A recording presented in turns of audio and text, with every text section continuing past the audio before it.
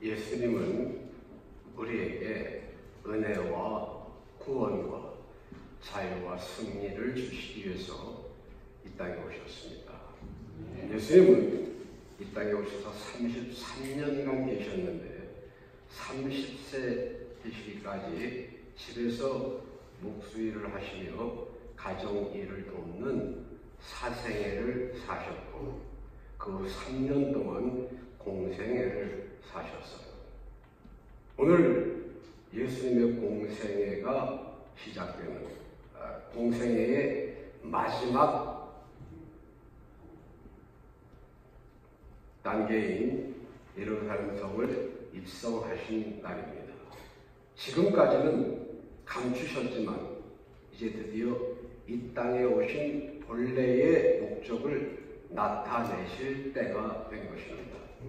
우리 주님은 온 인류를 통치하시는 만왕의 왕이시라는 것을 알려주실 때 말이에요. 그동안 사람들이 왕으로 세우려고 해도 피했었습니다. 그러나 드디어 오늘 어린 나귀를 타고 성으로 들어가셨어요. 유대인들은 구약의 선지자들의 예언대로 오랫동안 메시아를 기다려왔기 때문에 예수님이 오셔서 기사와 이적과 능력을 행하실 때에 이분이 바로 우리가 기다리던 그 메시아가 아닐까 하는 기대를 가졌었습니다. 유대인들은 율법의 가르침대로 1년에 3차례 유월절, 맥주절, 수장절 절기에 예루살렘 성전에 나와 제사를 드리도록 되어 있는데 이날이 바로 유월절 절기가 시작되는 날이기 때문에 곳곳에 흩어져 있던 심지어는 외국에 나가 살던 사람들까지라도 다 예루살렘 성전으로 모여서 제사를 드렸습니다. 본래 예루살렘이 이렇게 큰 성은 아니지만 그래도 지방으로 혹은 외국으로 흩어졌던 사람들까지 다 성에 모여드니 성이 평소보다 훨씬 더 복잡하고 많이 분주했던 그런 때입니다. 그곳에 예수님이 나귀를 타고 입성을 하신 거예요. 모든 통치자들은 준말을 타고 입성을 합니다. 보통의 정복자, 전쟁의 승전군의 대장은 4마리의 말이 끄는 마차를 타고 뒤에는 전리품과 전쟁에서 사로잡은 포로들이나 피정복국의 젊은이들을 노예로 끌고 입성하는 것이 관례인데 예수님께서는 만왕의 왕이시면서 나귀를 타셨습니다. 세상의 통치자들과 달리 남을 섬기는 모습으로 겸손의 왕이시라는 것을 보여주신 것입니다. 예수님이 이제 얼마 안 있으면 인류의 죄를 짊어지고 십자가를 져야 할 것을 알고 계셨습니다. 세상의 왕들은 많은 사람들에게 섬김을 받으려 하고 남을 굴복시키고 그들의 것을 빼앗아 부요와 영광을 누렸습니다. 그러나 예수님께서는 우리를 섬기기 위하여 이 땅에 오셔서 목숨까지 내어주셔서 우리를 구원해 주셨습니다. 예수님께서는 우리를 사랑하시고 우리와 동행하시는 영원한 의의 왕이신 것을 믿으시면 안녕하십시다. 아멘. 그렇습니다. 예수님은 이 세상의 왕들과 다릅니다. 우리나라에서도 수많은 통치자들이 가장 나라를 사랑하는 사람처럼 큰 소리치고 백성들을 위하는 정치를 하겠다고 약속을 했지만 지나고 보면 많은 통치자들이 자신의 개인적인 이익을 챙기기 위해서 엄청난 부정을 저지르고 불의를 행한 것을 볼 수 있었습니다. 그러나 우리 주님은 자신을 희생하고 십자가에 못 박혀 죽으심으로 우리의 모든 죄를 멸망으로부터 저주에서 건져주셨습니다. 이 땅에서 우리를 복되게 하시고 또 영원한 하나님의 나라로 인도하시는 분이 바로 예수 그리스도이십니다. 존귀와 영광을 받으시기 합당하신 만왕의 왕이시지만 우리의 죄를 대신하시기 위해서 자신을 낮추시고 죽기까지 복종하사 십자가를 지셨습니다. 따라서 그 피로 구원받은 우리 하나님의 자녀들은 마땅히 예수님을 본받아 자기를 낮추고 겸손한 삶을 살아야 할 줄로 믿습니다. 높은 데서 내려와야 합니다. 교만한 마음을 버려야 합니다. 빌립보서 2장 5절 6절에 너희 안에 이 마음을 품으라. 곧 그리스도 예수의 마음이니 그는 근본 하나님의 본체시나 하나님과 동등됨을 취할 것으로 여기지 아니하시고 오히려 자기를 비워 종의 형체를 가져 사람들과 같이 되었고 사람의 모양으로 나타나셨으며 자기를 낮추시고 죽기까지 복종하셨으니 곧 십자가에 죽으시니라 라고 말씀하고 있습니다. 성도는 언제나 나보다 남의 유익을 먼저 생각할 수 있어야 합니다. 다른 사람을 배려할 줄 알아야 합니다. 남을 해롭게 하는 말이나 행동을 해서는 안 됩니다. 만왕의 왕 되신 예수님이 하늘 영광 보좌를 버리시고 이 땅에 오셔서 죄인된 우리들을 죽기까지 섬기셨는데 그 희생의 사랑으로 의롭다 인정함을 받은 우리가 교만해서는 안 되겠죠. 예수님께서 나귀를 타시고 예루살렘에 입성하실 때에 많은 사람들이 자기들의 겉옷을 벗어 길에 깔고 어린 아이들로부터 어른에 이르기까지 길가 양옆에 늘어서서 종려나무 가지를 꺾어들고 흔들면서 호산나 다윗의 자손이여 하면서 환영했습니다. 그래서 오늘을 종려주일이라고 합니다. 그리고 저들이 외친 호산나 다윗의 자손이여 라고 하는 말의 뜻은 다윗의 자손이여 우리를 구원하소서 하는 말입니다. 호산나라고 하는 말이 구원이라고 하는 뜻이거든요. 그리고 오늘부터 한 주간을 고난주간이라고 합니다. 이 한 주간은 예수님의 생애와 기독교 역사에 있어서 매우 너무 중요한 기간이기도 합니다. 예수님께서 오늘 예루살렘에 입성하시고 다음 날 아침 성전에 들어가셔서 장사하는 사람들을 내어 쫓으시어 성전을 청결케 하셨습니다. 고난주간에 제일 처음 하신 일이 성전을 깨끗하게 하신 일이에요. 화요일에는 슬기로운 처녀와 미련한 처녀의 비유, 달란트 비유, 양과 염소의 비유 등 많은 교훈을 하셨습니다. 그 틈틈이 바리새인이나 서기관들이 예수님의 허물을 찾아내서 예수님을 올가놓기 위해서 온갖 말도 되지 않는 질문 공세를 받습니다. 그 많은 질문들을 받으면서 예수님은 빈틈없이 대답을 하시죠. 아마도 예수님 생애 가운데 있어서 가장 긴 하루였을지도 모릅니다. 수요일에는 마리아가 주님의 발에 향유를 붓고 발을 씻겨드리는 일을 합니다. 많은 사람들이 예수님을 따랐지만 진정 주님을 사랑하는 마음으로 섬기는 사람들은 그때나 지금이나 그리 많지 않았었습니다.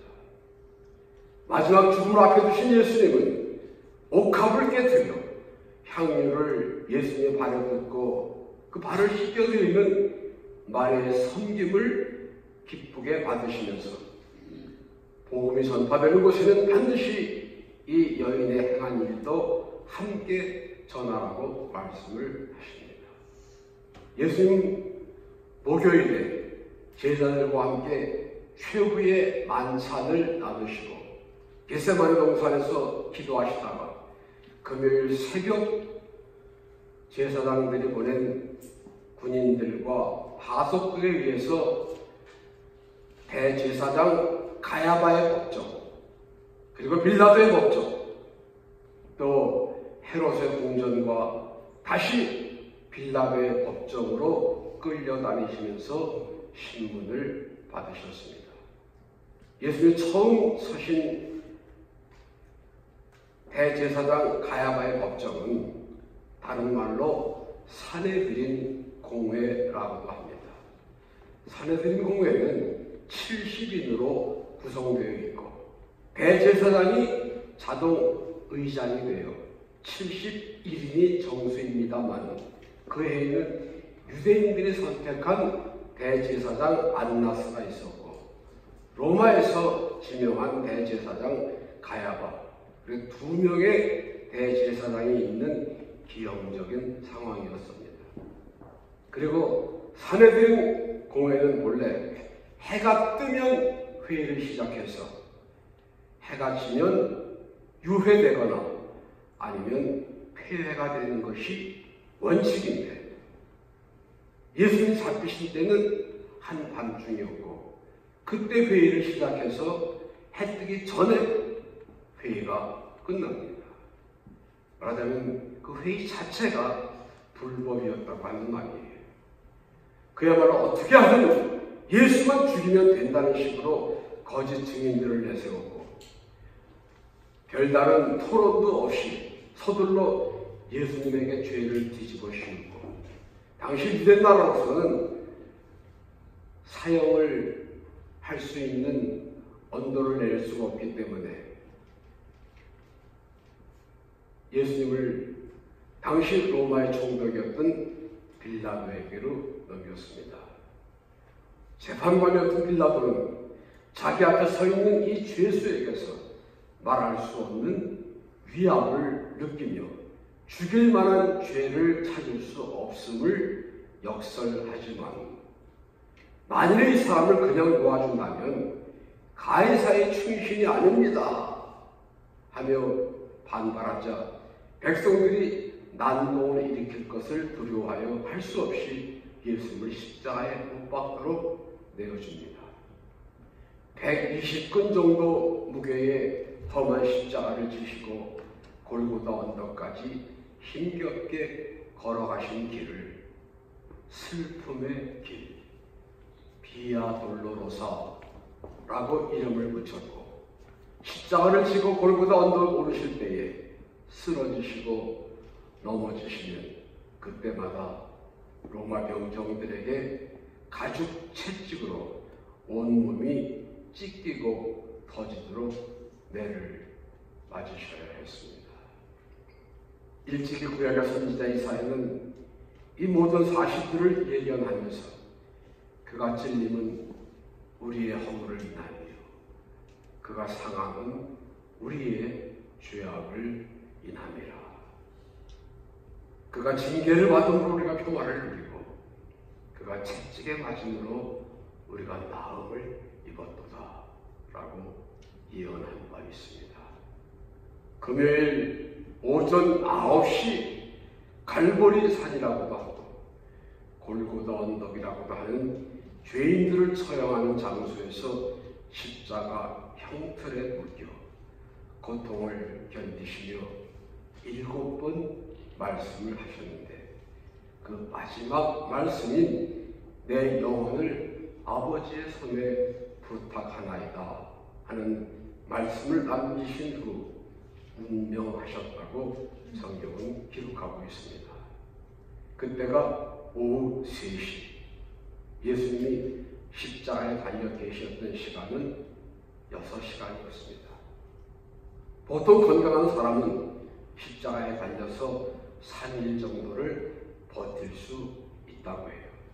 그러나 예수님은 이미 피를 너무 많이 흘리셨고 그날이 6월절 바로 전날인 예비일이어서 유대인들은 6월절에 시신을 매달아 두면 유대인의 법규에 어긋나기 때문에 뼈를 꺾어서라도 빨리 죽이는 것이 통례인데 예수님은 이미 숨을 거두셨기 때문에 뼈를 꺾을 필요가 없었고 다만 죽음을 확인하는 의미에서 옆구리를 창으로 찔러 남은 피와 물을 남김없이 쏟아내게 하셨습니다.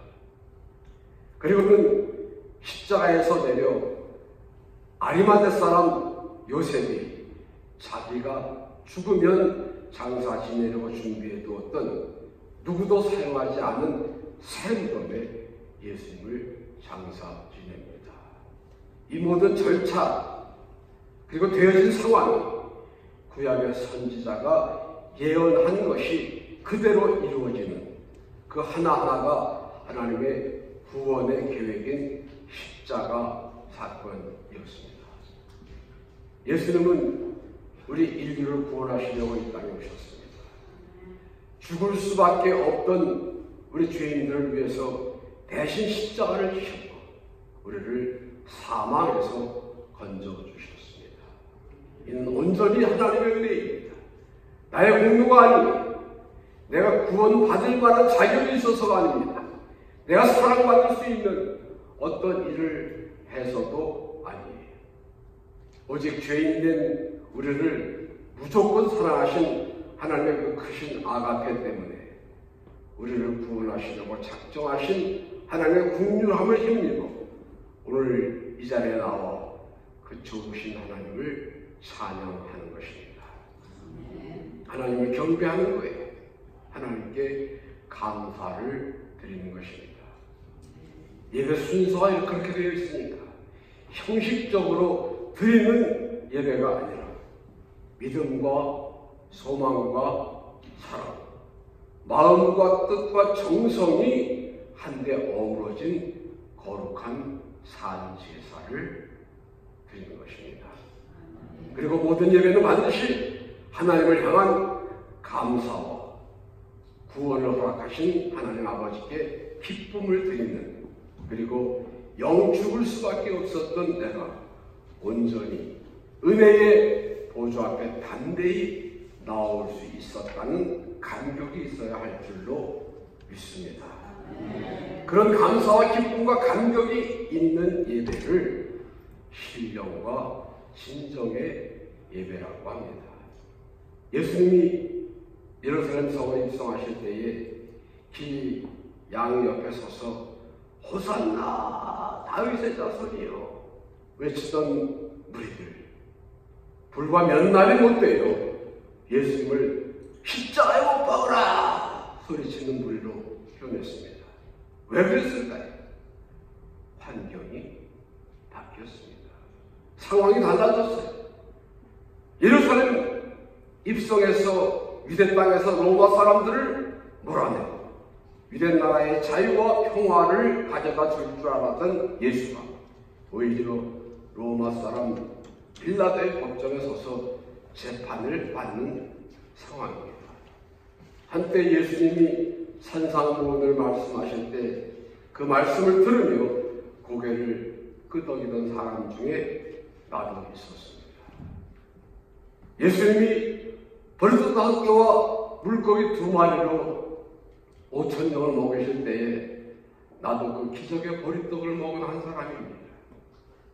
그리고 내 이웃이, 내 친척, 내 친구가 불치의 병으로 고통을 당하는 중 예수님의 치료의 능력으로 기적같이 회복된 것을 직접 목격하기도 했습니다.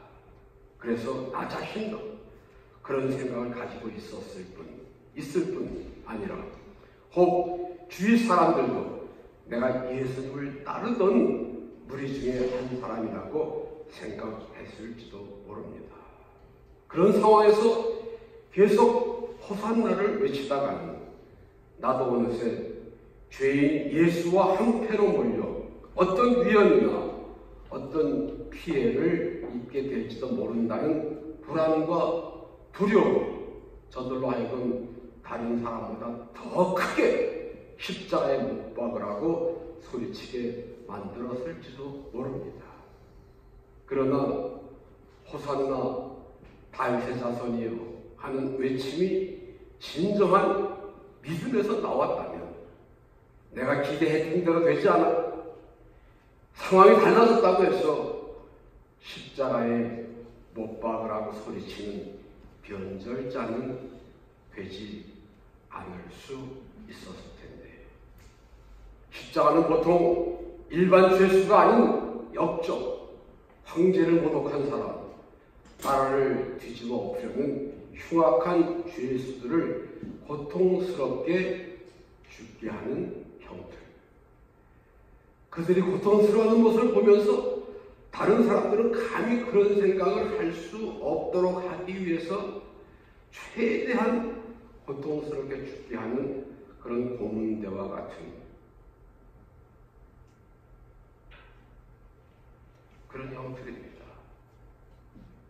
바로 그 고난의 형들, 십자가를 나의 죄, 너희의 죄, 우리의 모든 죄를 대신하시기 위해서 육신을 입고 이 땅에 오신 예수님이 지신 거예요. 할 수만 있으면 이 잔을 내게서 그냥 지나가게 해달라고 기도하셔야 할 만큼 십자가의 짐은 무겁고 고통스러운 것이었습니다. 그러나 예수님은 그 고난의 십자가를 지고 가셨어요. 우리 모두는 지금 내 몫의 십자가를 지고 있습니다. 혹은 우리 앞에 놓여있는 십자가를 보고 있습니다. 그리고 고민합니다. 이 십자가를 지고 갈 것이냐, 아니면 못 본 척 그냥 지나갈 것이냐. 물론 그냥 지나칠 수 있습니다. 그러나 십자가를 기쁘게 지십시다. 체면이나 인정이나 의리 같은 것 때문이 아니에요. 우선 우리가 지고 갈 십자가는 우리가 능히 질 수 있는 만큼 가벼운 것입니다. 그리고 이 십자가를 지고 갈 때에 부활의 영광에 참여할 수 있게 될 것입니다. 어떤 그리스도인이 기도했습니다. 하나님, 제가 지금 지고 있는 십자가가 너무 무겁습니다. 도저히 감당할 수가 없습니다.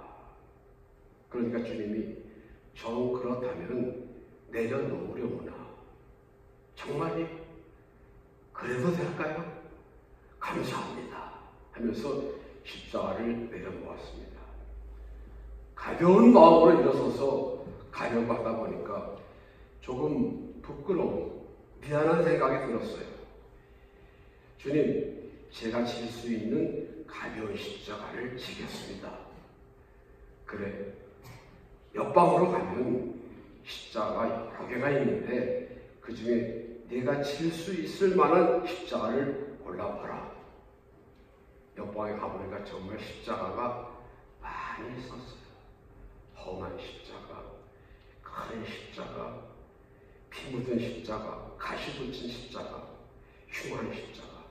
그런데 저 한 구석에 아주 조그마한 작은 십자가가 하나 있었습니다. 그래서 주님, 이 십자가를 지겠습니다. 그러자 주님이 그러렴. 그런데 그 십자가는 방금 네가 내려놓은 십자가란다 하시더래요. 우리들이 신앙생활, 교회생활 하면서 힘들다고 불평하고 피곤하다고 짜증내고 하는 것들, 돌이켜보면 아주 작은 것들일 수 있습니다.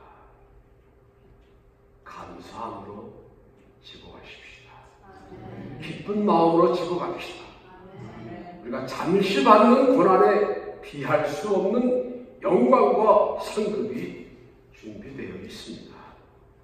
호산나 다윗의 자손이, 만왕의 왕 예수여 우리를 구원하소서 하는 외침이 언제 어느 때에라도 우리 입에서 터져나올 수 있는 믿음의 고백이 되기를 바랍니다. 기도하겠습니다.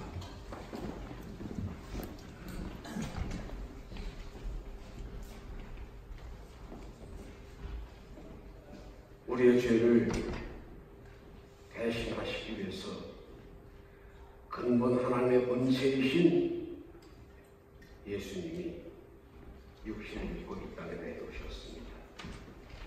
온갖 고초와 수모를 겪으셨고 마지막 치욕스러운 십자가를 지셨습니다.